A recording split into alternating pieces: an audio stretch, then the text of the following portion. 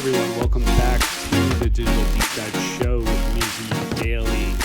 The Digital Deep Dive Show is all about showcasing incredible technology and the exceptional people building it, using it, and the impact it has on society at large.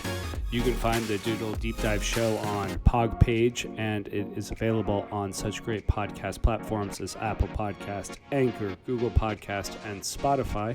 We also are now posting or reposting the shows over on YouTube. Don't forget to hit that subscribe button and have all episodes downloaded automatically on your device. If you are on social, we are on Twitter and Instagram at the Digital 3D Show. Before jumping in, I just want to state that all ideas, thoughts are my own and not shared by any organization. And with that said, let's jump into episode number 10 of the show. Pretty fired up here that we made it to the 10th episode. Sort of started off a little bit slow in terms of putting out content in a recurring fashion. And just happy that kind of figured out the rhythm here. I think we've got a nice flow in terms of show structure. Looking forward to starting to have some guests on the show now that we're into it a little more. And, let's talk about some headlines. So the first one I am probably most excited about of all the things that I've been seeing with AI. It's the fact that Microsoft, with no surprise, came out with Copilot, which brings ChatGPT to transform office life. The sort of story or narrative that Microsoft has been putting out on this is the online versions of your favorite, and that's my terms, but your favorite Word, Excel, PowerPoint, Teams, and Outlook, which sit under the Microsoft 360 banner, will soon receive Copilot integration. Microsoft 365 Copilot, your Copilot for work, it combines the power of large language models, LLM, with your data in the Microsoft Graph and Microsoft 365 apps. Turn your words into the most powerful productivity tools on the planet. So there was a ton of quotes that were captured from the press release, and Microsoft did a great job of providing different videos and GIFs that to show the workflow. But my sort of takeaway here was, the fact that they're adding AI to the Office suite has the potential to significantly improve the efficiency and productivity of workplace tasks. By automating repetitive tasks, improving accuracy and quality, and personalizing the user experience, AI could help kind of knowledge workers to focus on the tasks that matter most. And that's something that I am consistently wrestling with, of what's in front of me versus what's value add versus what I should delegate, which is, and arguably some things I should just say no to. And AI has the ability to help prioritize your day and get the most productivity out of you. Perfect example is, for the first time ever, I had someone schedule a bunch of meetings for me, about, 50 meetings. And when they did it, they just looked for any window that was available. And I had to go back to them and say, look, I can't jump from having a 4-hour meeting where I'm doing a discovery session and then into some sort of 1 or 2 30-minute meetings. My brain needs a second. And so you need to have those high productivity tasks with something that lets your brain recover, or your body and your soul recover. It's also, how do you use AI to sort of prime or start some of these things? And I know I've been using ChatGPT just in all aspects of my life to help craft, words. And so it's hey, I have this topic I want to write, and I let it kind of do my first draft, and then I sort of make edits from there. The other thing I want to think about is terms of just the fact that AI has the potential to automate many of the repetitive tasks. And one can assume that you're using it for Word, PowerPoint, and Excel, and those are probably less repetitive and more insights driven. But if you could get the AI to actually speak and use it with, let's say, Power Automate and ask it to build almost like a workflow, that would be pretty impressive. And here's my biggest thing. So I've used both the Microsoft Stack and the Google Stack, whatever Google's calling G Suite these days. I think it's Google for Work. And I sort of divided it into these buckets. If I'm doing more corporate-oriented work, I like the Microsoft Stack. If I'm doing more creative work, I like the Google Stack. I also find that with Google, it seems to be more integrated to the app ecosystem, whereas Microsoft is looking more internally. Now, that I have no data to prove that. That's just like my general experience, and I think that's mostly because I use more Google apps in my personal life, and as a result I'm more willing to try out app ecosystem apps. My point of saying this is I am now thinking about if I was to go start something tomorrow, do you go with Google because of price and time to market? Do you go with Microsoft because they have all these additional features and this AI? But it's Microsoft obviously just bought ChatGPT, but Google's been working on AI for years. So I don't want to call it an arms race or a race to AI capabilities, but it will be interesting to see how the likes of Google, Microsoft, Salesforce, Oracle continue to deploy AI into their full stack.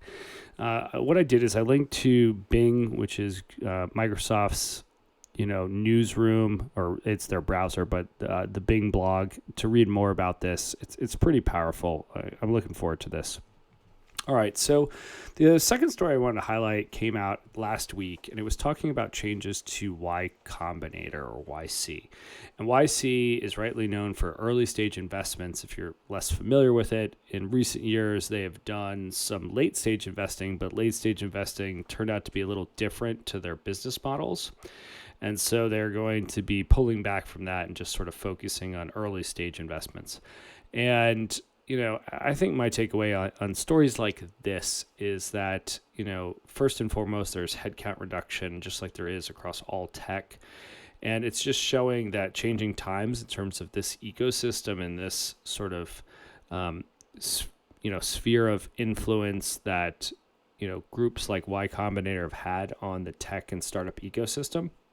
And also the fact that, the cost of capital has changed.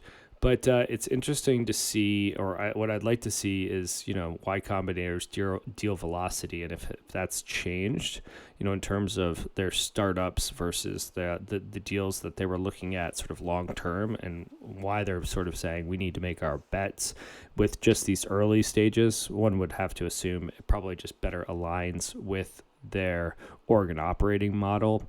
But, I think for any company but for most of the companies that I've seen that come out of Y Combinator, they're always very impressive. And I love the fact for those that I've talked to that have matriculated from, Y Combinator, they just get this great ecosystem of advisors, both formal and informal.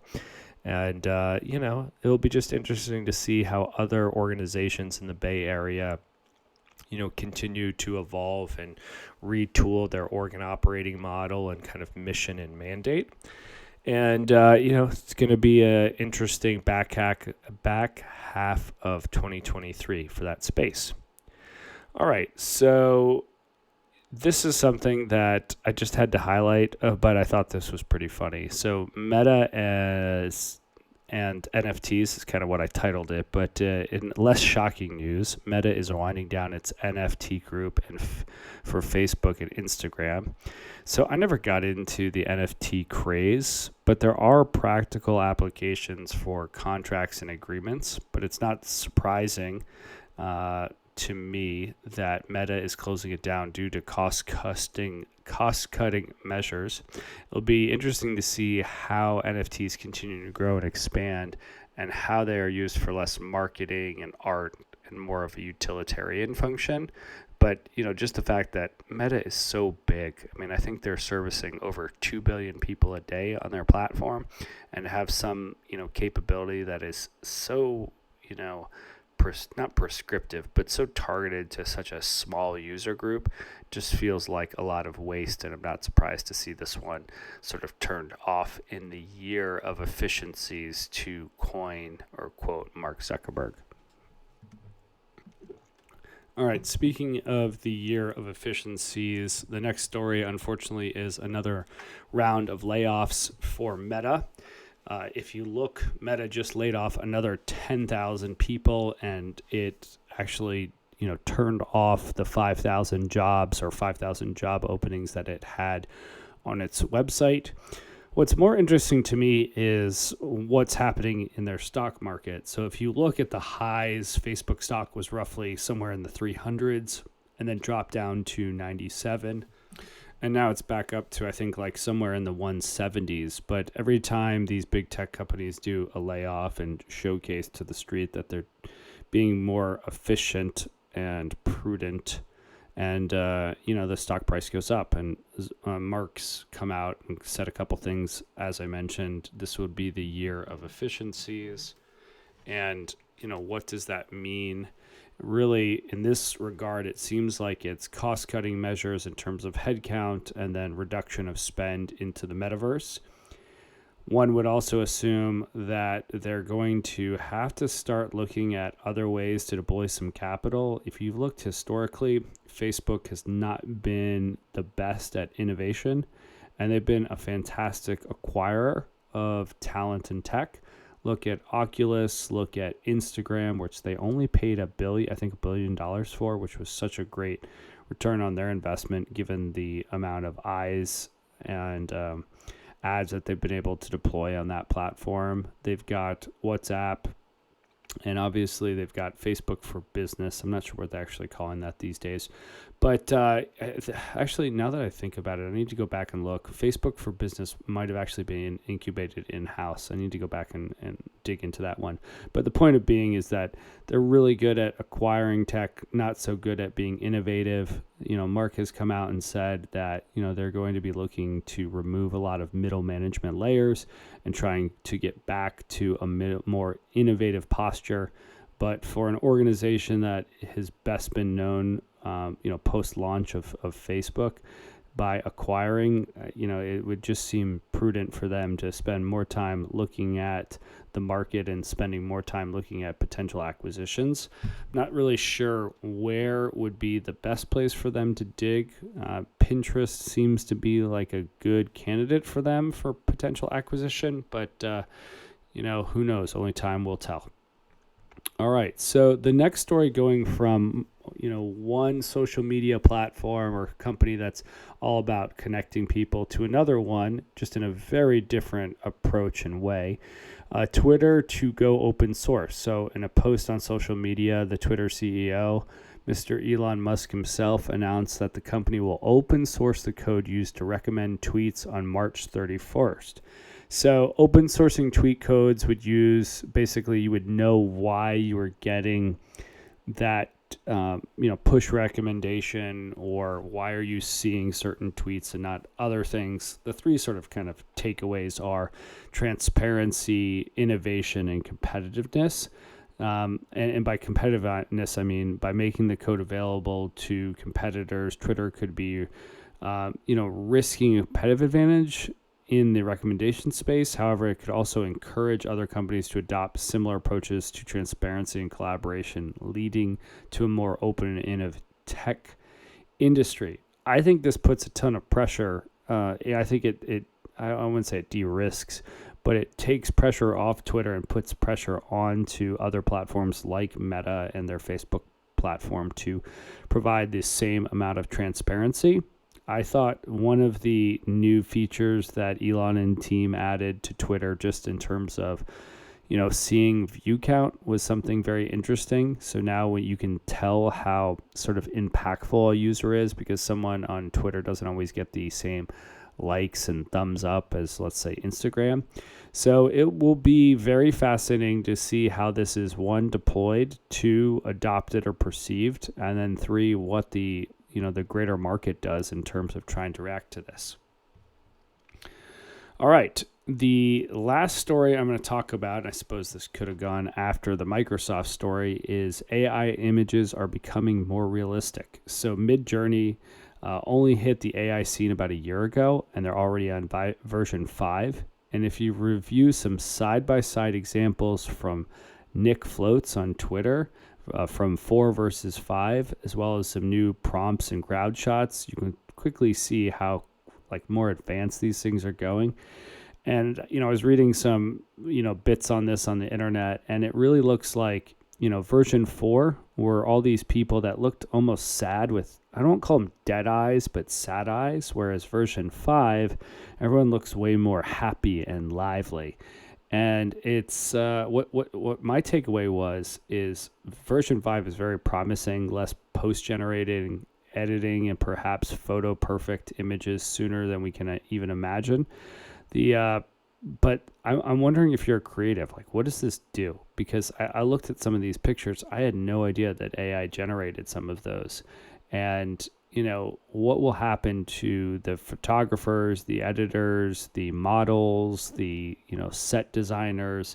So there could be some, obviously, impacts in terms of the creative landscape. And then you could also argue that those people just need to evolve and learn how to do more prompting and get better at that. So it's like a changing of skill sets. But regardless of the impacts on sort of the ecosystem and jobs and job descriptions and how people will, be a part of that ecosystem, version 4 versus version 5 is just scary good. All right, moving into the Chicago Spotlight, we have talking about ClearFlame engine technology. And I was really fascinated by this because it's a little bit of tech and a little bit of manufacturing, which are two of my favorite industries. So ClearFlame engine technology is a company that's developed technology for diesel engines to run on renewable liquids. It secured $300 million in its Series B funding round on Thursday, I think last Thursday or 2 Thursdays ago. And Mercuria Energy Group led that raise. Kind of key takeaway for me on this one is that the ClearFlame's technology modifies diesel combustion engines, allowing them to run on a wider range of fuels without sacrificing performance or increasing costs. It could be applied to both new and existing diesel engines and a wide variety of different applications, which I think is kind of cool. And the technology enables engines to use cleaner and less expensive fuels with a win-win for the environment and the customer's pocketbook. I think that's pretty neat. Obviously, I'm fired up for any company here in Chicago. If you have a tech company or manufacturing company using technology, hit me up on DM, message me on LinkedIn, put comments into the show. Love to hear about your tech company or a manufacturing company using technology. All right, moving from sort of stories, I wanted to jump into our podcast episode feature of the week. So this week, I wanted to feature or highlight the 2023 Retail Industry Breakthrough featuring IBM. This is coming from the Digital Transformers podcast. In this episode, we had Sandra Campos, who is the CEO of Cynosure Holdings, and Mark Meister, who is a partner in the supply chain transformation group for IBM Consulting. My kind of takeaway on this is that, both guests have a very unique and specific point of view on, the impacts of the last couple of years on this year, on supply chain today and where supply chain and sort of tools in the ecosystem and the infrastructure going for tomorrow. The episode's about 45 minutes, totally worth a good listen when you're walking your dog like I typically do. And don't forget to follow both, guests on LinkedIn. Mark's a personal friend and has been for years. And if you're ever looking for someone to give you, great feedback or insights, hit him up. He's always been just someone that I go to for fantastic sort of direct, very spot on feedback of what's going on in the marketplace. All right, going from our podcast into our sort of deep dive segment of the show, I wanted to highlight an app that I just got exposed to, but even, only using it for a handful of hours, I'm already really impressed. So it's called Fellow, and the website's fellow.app. And the tagline from their press team is "Say goodbye to unproductive meetings. Fellow helps your team build great meeting habits through collaborative agendas, real-time note-taking, and time-saving templates." So what I've seen with the app, and like I said, I'm only a couple hours into using it, it directly does two integrations that matter to me. The first is it connects to your Outlook calendar. So on sort of the side widget or side paneling, if you will, it's just a list of all of your calendars, and it does it in chronological order. So you just you can either navigate through, a little small calendar icon, or you can just go top to bottom. And you can use their basic out-of-the-box template, or you can create your own templates. And I just found this was really easy in terms of me thinking about meeting notes. I've used similar solutions with OneNote and with Asana, and I found this to just really kind of work with my brain of these were all the meetings I had, and here are the notes. It allows you to lock those notes. It allows you to email and share those notes, to other apps throughout your app ecosystem. The second thing that I thought was really pretty powerful was the Asana integration. So when you do tasks, to-do tasks in the Fellow app, it will actually push to Asana. And for me, because Asana has such a fantastic and easy to use workflow, I was able to go from scheduling a meeting to meeting prep, meeting note-taking, all in the Fellow app. And then I was able to have my to-dos pushed to Asana and just knock through those. So for someone who, lives right now in Asana as my primary not note-taking, but data capture and kind of task tool, the fact that Fellow just tightly integrates it worked really well for me. In terms of using it with a team, I've not actually experienced that yet. I'm still sort of in early days. And so I'm going to be trying it out for a couple meetings that are upcoming, get people's feedback, see what they think. I'm interested to explore how it works with folks inside of four walls versus outside, and kind of like, does it, do people have to sign up? Do they get like a PDF? I know that's been how other tools have used. But if you are on the Fellow team and you are listening to this, and there are other features you think that are worth highlighting on this show, or that I should just be checking out, let me know. I'll be very interested to see those. The last piece of the show is really talking about where I'm going to be. I highlighted last week doing some events in and around the Midwest, but rather than going through the whole laundry list of all the events I'm going to over the coming weeks, I thought I'd highlight one that I'm going to tonight, which is the Taste of Innovation. And it's going to be at the Chicago Shakespeare Theater. I think I've actually been to this once, but as someone who's still, figuring out Chicago, I wouldn't say that I'm totally oblivious to where things are, but I haven't been to every building. I'm pretty excited to go to my first event at the, a Shakespeare theater. Should be kind of cool. And this one specifically is talking about innovation in the food industry.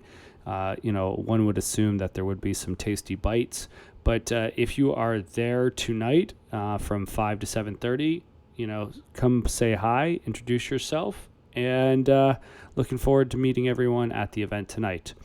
All right, that wraps it up for episode 10 of the Digital Deep Dive Show. Don't forget to like, follow, subscribe to the show on Twitter and Instagram. We are on Spotify, Apple Podcasts. Shows are republished over on YouTube. The show hashtag or show @ is at Digital 3D Show. And with that said, enjoy the rest of the week. Thanks for tuning in.